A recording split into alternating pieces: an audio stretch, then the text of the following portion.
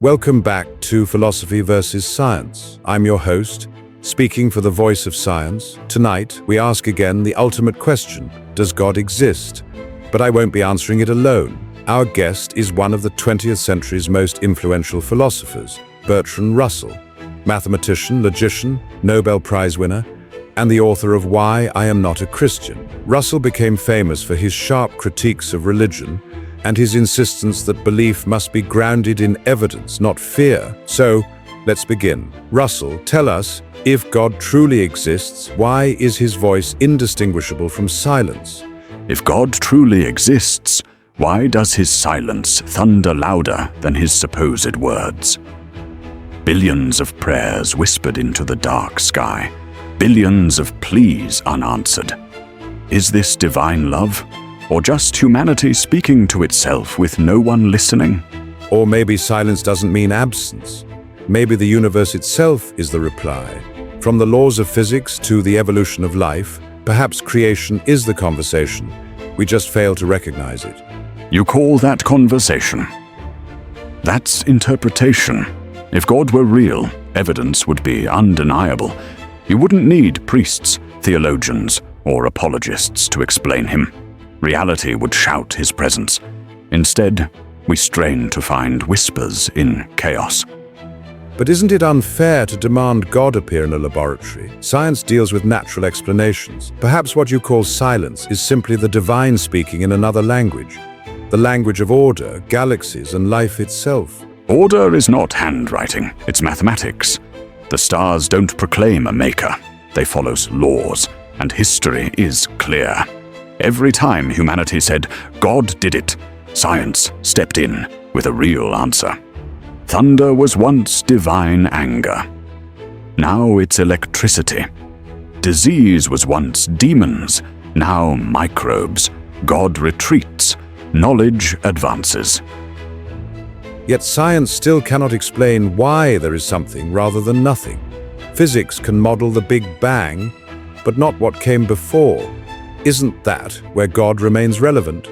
No, that's the God of the gaps. You insert him wherever you lack answers. But gaps shrink. Today's mysteries become tomorrow's explanations. Truth is not built from ignorance. And still, belief offers comfort. For billions, faith is strength in suffering, hope in despair. Doesn't that count for something? Comfort doesn't make it true. A child finds comfort in believing a blanket wards off monsters. That doesn't prove the blanket has power. If God exists only to calm our fears, then he is nothing but a crutch. But psychology shows religion is more than fear. Moral psychology, as Jonathan Haidt's research suggests, reveals humans' evolved empathy and cooperation through shared belief. Faith can be a social glue. Yes, a glue, but also a chain. Religion has fueled wars, silenced thinkers, and crushed dissent. It claims to free, but often enslaves. And still, you bring no evidence of a deity, only evidence of human imagination.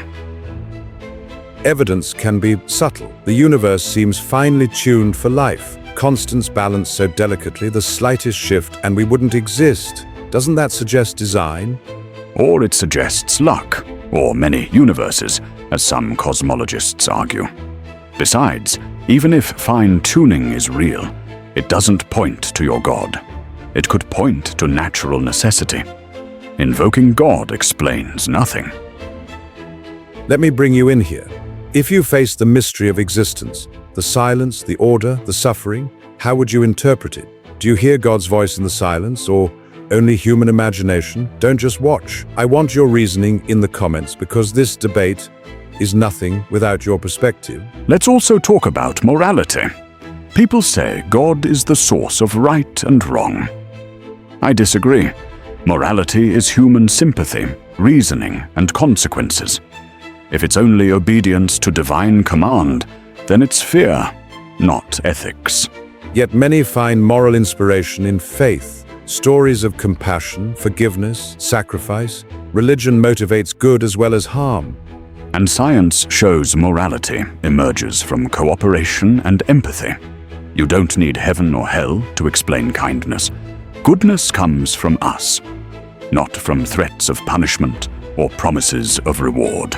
Still, religion may shape behavior in ways science alone cannot. As Ara Norenzayan's research shows, belief in big gods helped societies grow and stabilize. Faith can be adaptive. Adaptive? Yes. But not true. Survival value is not evidence. Many false beliefs help survival. The question is not what helps us cope, but what is real. Where do you stand right now? On Russell's side, demanding hard proof before believing? Or with science's humility, accepting mystery until answers come? Imagine we were all at the same table. What would you say out loud? I'm waiting to read it in the comments. My position is clear. Without evidence, belief is unwarranted.